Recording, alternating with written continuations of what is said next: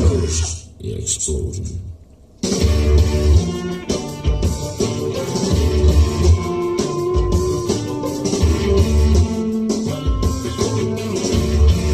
I feel like the entire review is just us me doing this.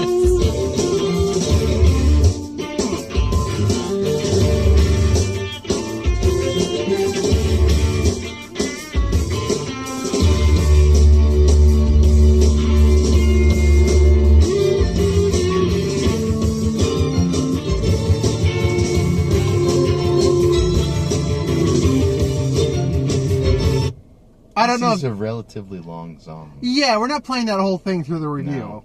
And plus, I don't know if we'll get flagged for that because for two, it was it was a public domain song. This one might not be. Well, Infortuna wasn't necessarily public domain. I mean, It's just public turn domain. that off. Yeah, it's public domain. Well, whatever. If it gets flagged, it gets flagged. I don't have any flags on the channel right now anymore. We're fine. Baby Driver, yeah. This kid actually came. Ow. He wears his sunglasses at night, so. These are my work sunglasses. Well, we were working right there. We were working it hard. Uh-huh. Yeah, this actually came out on Wednesday, believe it or not. It was one of those Wednesday releases. But I didn't. I just want to say, really quick to interrupt you, Go ahead. the way the camera is angled, and I'm kind of angled, lounging back a little bit, it looks like there's just this flat sea of, like, palm leaves and green right in front of me. Like I'm an otter with, like, a little belly aching. Yeah, this came out Wednesday, but I wanted to see this one over Despicable Me 3 and The House, because The House doesn't really look all that impressive. And all, like, might be interested in Despicable 3 Me. This just looked a lot more awesome. And, yeah, this is definitely one of the better movies I've seen in the summer. This is quite possibly one of the best movies I've seen all year. Yeah, I'd put it in that conversation as well. I can definitely think of a couple of movies that rank above it, but for different reasons, but not by much. Well, I haven't seen it. No, but there's movies you've seen that I at least would put over this one, but that's a different story altogether. Guardians of the Galaxy. I'm not talking Guardians of the Galaxy. I'm talking about as like Logan. I would put over this movie as in terms of overall making of Logan. I think that's part of my problem is with some of the movies, they're just very vastly different. And that's the problem when you compare something. With Logan, the big problem is I can think of like a few problems and comments I had about Logan. Mm-hmm. And you know, there were some points with that movie. With this, for me, this is like, I can't think of anything really. Well, and then this is not to become a video about comparing Logan to Baby Driver. We're talking mostly about Baby Driver. For me, though, if we're just going on that subject real quick, to compare two movies that are vastly different genres is a very difficult thing to do. Well,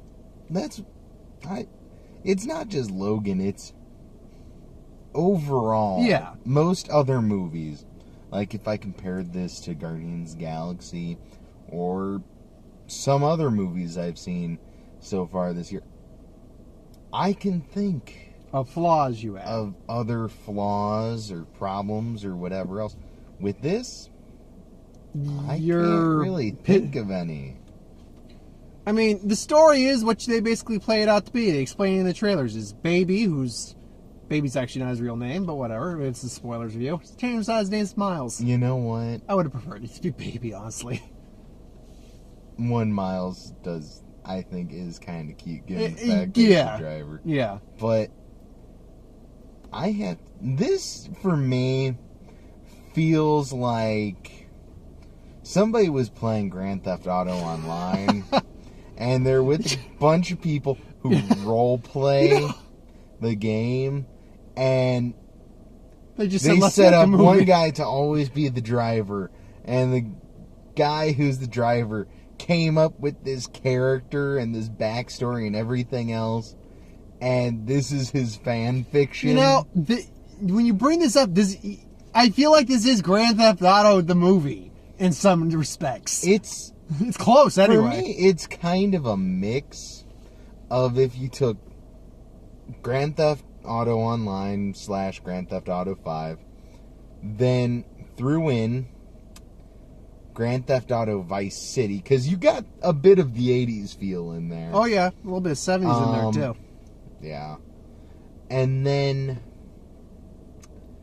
freaking, I don't know how else to describe it. I mean, it is a very unique film. That's the thing. I mean, we've had driver movies before. Hell, there's fucking Drive with Ryan Gosling. We've had those before. But this is because it's Edgar. I think the big thing about it is it's because it's Edgar Wright. This is the guy who did Shaun the Dead, World's End, Hot Fuzz. You know what? I can see it based on the pacing, because the pacing in those movies is fucking amazing. He does pacing so well. In this, there was not a moment where I wasn't on board. Yeah, there was not a moment where I was taken from start to end. I was sitting there the whole time, completely invested in the movie. Well, the movie opens up with Baby, the getaway driver, just sitting there waiting for a heist, playing that song we opened up with, and doing weird, just jamming out to his song the entire time while this robbery's going on, and then the actual getaway happens, and it's badass. Every moment, every driving moment in this movie is that the action is on point. The humor clicks just like that all the time when it actually is a legitimate joke. There was a third thing I was going to add in for, like, kind of the makeup of this movie, and I'm spacing on it feels a little not Edgar Wright, Guy Ritchie-ish a little bit, like with Snatch, or like not Snatch, but a couple of those movies where it's like the Italian Job, or what's the movie I'm thinking of? Not Snatched. It's the other one. Arthur. No. Sherlock Holmes. More Sherlock Holmes than King Arthur. That's turn. It's another one where it's Statham, Vinnie Jones is in there. Like at the end of the movie, they're about to throw away. Lock, Stock, and Two Smoking Barrels. Maybe is when they at the end of the movie they're going to throw away a valuable gun, and they got to call his friend who's about to dump the gun into the water, and it's he's caught between the phone and dumping the gun at one point. I can't remember the name of the movie. If you can remember the name of the movie, please. But no, the whole movie, it has a very specific feel to it. And I love all the characters in it. I love how the movie works. I love the cars. I love the driving. Freaking, like, it. The way I described it to him when we got out of the movie was, this is essentially the reason why I play games like Grand Theft Auto. Get that rush. Is I don't play them for, the story, really, because I'll be honest with you, most of these characters I can't really relate to. Some of them I find kind of interesting or funny, like, Grand Theft Auto 5, freaking the crazy dude. I can't remember his name. He's like the crazy... Bats? No, I'm talking about in Grand Theft Auto 5. Oh, sorry. I was thought you were talking about in the movie. Jamie Foxx's character. Point being, I don't get into it for that. I get into it because every so often, all I want to do is have my character steal a really nice car. And then I want to sit there, piss some people off, like rear end a cop car or something, then drive across the map and do stuff like, have it line up just perfectly. Because at a certain point when I'm sitting there, I'll put on my own music, stuff like that. And when it starts to line up just perfectly, where cop comes around a corner, cut me off, and I just sit there and kind of basically drift around the cop car. Or I do like e-brake turn, basically. E-brake turn. Well, drifting and e-brake. Yeah. Point Does that actually being- work, by the way, if you do it right? The e-brake turn, or do you just fuck up your car that way? I mean, Oh no, well, it does both, basically. I We assume. might be back with another video in a little while. Technically, I am a professional driver. Do you do e-brake turns like that professionally? Keep sassing off and you'll find out. It's like, There's a lot of sass coming from your it's like, mouth. I'm not legally inclined to tell you whether or not I can do such turns. I'm going to tell you right now, tractor trailer trucks do not have an e-brake. They have air brakes. Oh, And no, yeah. there is no fucking way I am doing any Oh, I wasn't going to ask you to do it. I'm not a fucking Actually, I'm idiot. pretty sure there are some people out there because they have truck rodeos. I'm pretty sure there are some guys out there who they are able to drift with a tractor trailer. I was referring to in an actual I can't. car. I wasn't Unless referring I'm to in that. the snow. But anyway, now all the characters work. They took the characters went in directions I didn't immediately think they were going to go in. Like okay. from the trailer, I thought Kevin Spacey was kind of going to be the ultimate bad guy for Baby to bring down in the end. But it turns out it's like Kevin Spacey's just like, no, get out of here, I don't want to do it. Then he sees the girl and he sees Baby. It's like, fuck, get your tape, I'll help you. And I have to say, one of my favorite parts was freaking at one point in the movie, like near the end, Baby's trying to talk to Kevin Spacey about something, and he's like, "Oh, but we're friends. We're a team. Don't give me that Monsters Don't give me Incorporated. Monsters Inc." That's one of my nephew's favorite movies. I should have fucking known that. Because he uses it at another point in the movie. Yeah. And Kevin Spacey doesn't say anything. And you hear it on Monsters Inc. at one point on the TV in the background that Baby's watching. And I didn't click that either until Kevin Spacey brought. I was like, don't give me the monsters. I'm like, oh yeah. I love the fact he brought his nephew in too, because his nephew immediately is just like, oh no, his nephew knows the lingo extremely well. Yeah, the nephew's just sitting there. Playing and his little Baby's game. like sitting around trying to count all this stuff. Like how many cameras on And this then the stuff. kid just goes Kid in. just... There's this many guards, this many cameras. There's 10 cameras, 1 armed guard, 5 tellers working, 3 open registers not in use, and 11 customers. It's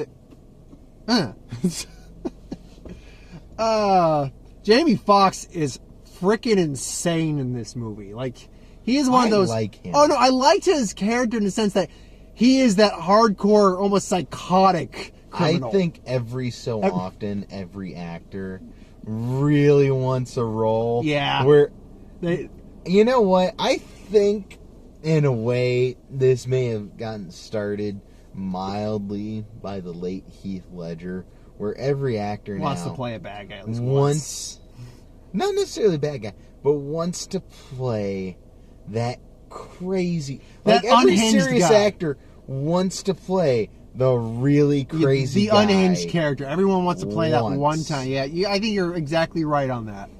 But no, I knew. I didn't think John Hamm and his wife were. Well, maybe they were going to die, but because his wife hints that if someone disrespects her, he's going to just go completely mad. And when she actually bites it, and we see that he kind of just snaps that bone, it's like, oh shit! This movie throughout the entire thing kept feeling like it was going to go in different directions. It was very Like, all over at the first, place in the best way. I thought Buddy, who's played by John Hamm, Hamm.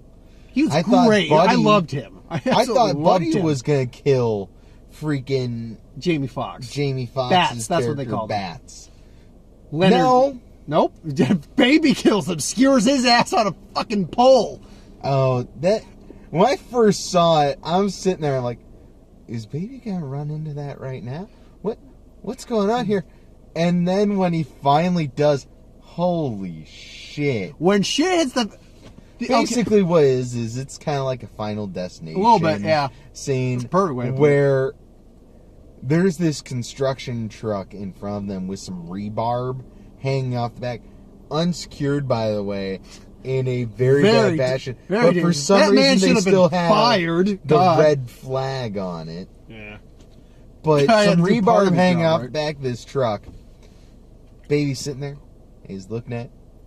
He looks at a woman who's walking by. He's like, no, He's no, looking no, at it. don't. He's looking at it. He's looking at it. He's looking at it. Do you get it yet? And then they all hop in the car and they're like, drive. Why aren't you driving? Oh my God. Baby's like, okay. And just skewers Jamie Foxx right through the chest. Gets out of the car. Okay.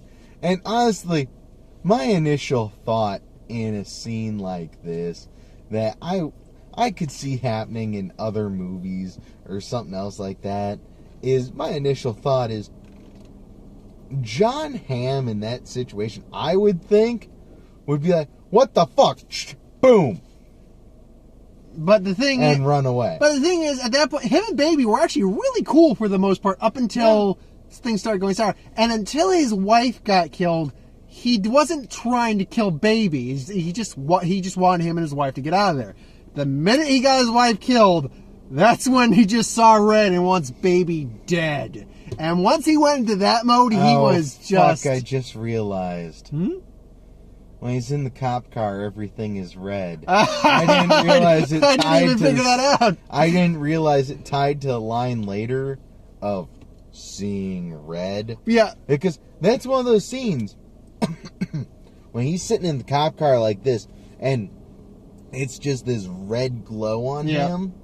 That's one of those scenes where I'm sitting there, I'm like, dude, this is looking very like 80s to me. Absolutely. That was the thing, too. He was basically merciless. He meets him at the diner in that scene, and he kills the cop, steals the car. So when Kevin Spacey just saves Baby, he's like, get out of here, run, gets shot twice. Like, I thought I told you to run. I'll handle the cops. And then Baby's just like, that's not the cops. And we realize, oh, fuck, it's John Hamm.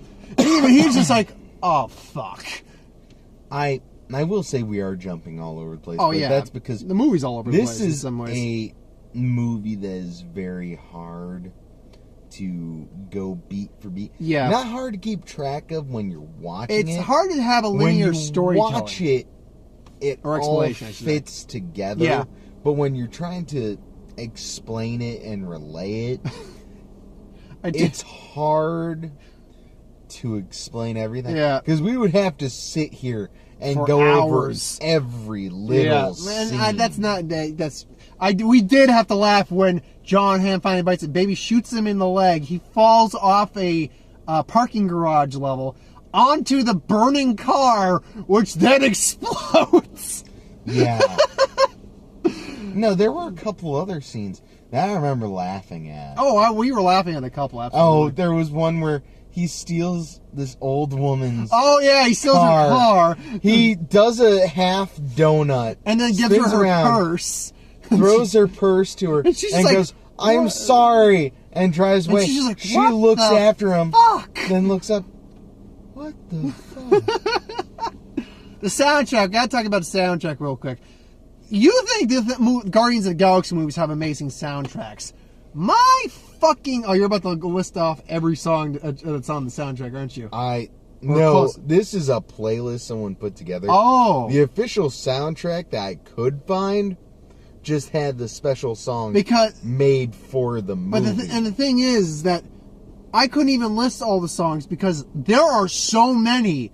Like, literally, like, 80% of the movie is a soundtrack going on with what's going on in the movie. And nothing seems out of place. Here are a We've few. only got about 3 minutes left. Bell Bottoms, Harlem Shuffle, Smokey Joe's Lala, Cashmere, Neat, Easy, Deborah, Easy. The Edge, Tequila. Nowhere to Run, When Something Is Wrong with Brighton Me. Rock, Radar Love. Love. Was he slow? I love the mix, the mixes. Those were fun. But yeah, overall, I mean, I can't think of anything wrong with the movie. I really can't. I think I had a little minor gripe about the ending that I wish it could have maybe continued just a little bit, but that was about it, I think. It all fit together. I gotta give it... Actually, that is another thing. A slight 50s. Oh, yeah, quite in those scenes. Western, but kind of Southern. Like, I could see redoing this movie, but having it set more towards, like, the 50s. I could see that, and too. having, like, a Johnny Cash Yeah. soundtrack and being black and white. And something like Folsom City or Folsom Prison Blues playing at the end. Yeah. I think I can't see any reason not to give this a 10 out of 10. Go see it. Yeah. Same. Real quick, trailers. We got it again. We got Dark Tower again. Those honestly look good. Stephen King's making a comeback. Radar Love. Thor Ragnarok. I don't know where that came from. Radar Love. And then Pitch Perfect 3, which looks bad. It looks bad. And an American Assassin, which looked good. That looks like it's going to be one of those Oscar contenders. And I can't remember the sixth one. I'm not going to bother trying to remember. But anyway, thanks for watching. Hope you enjoyed. Like, comment, share, subscribe. As always, if you want us to review something, put in the comments below. Let us know. We'll do a review of it at some point. I have no other plans. I got a few videos I got to catch up on. I'm doing the Hour of Devastation spoilers, so that gets spoiled fully tomorrow. And yeah, I'll have a few other things I do this week up when I get them up. So anyway, thanks for watching. Hope you enjoyed. See you next time. Have a good night, folks. Bye.